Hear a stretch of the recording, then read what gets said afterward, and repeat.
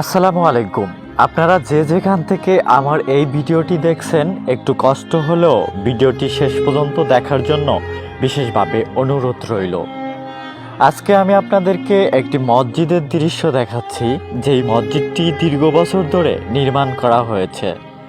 আর এই মসজিদটি একটি জুম্মার মসজিদ, যেখানে জুম্মার দিনের প্রায় 100 থেকে 150 মানুষ নামাজ আদায় করে থাকেন। কিন্তু এই এলাকার মানুষদের কাছে সামর্থ্য না থাকায় কয়েক বছর ধরে প্রচণ্ড ঝড় বৃষ্টির মধ্যে ভিজে নামাজ আদায় করছেন এই এলাকার মুসল্লিরা।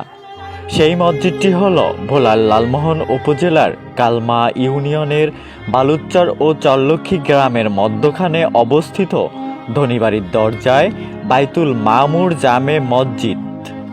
এতক্ষণ আমি আপনাদেরকে সেই মসজিদেরই কথা বলেছি। আল্লাহর কাছে সবচেয়ে প্রিয় জায়গা হলো মসজিদ, আর সবচেয়ে নিকৃষ্ট খারাপ জায়গা হলো বাজার।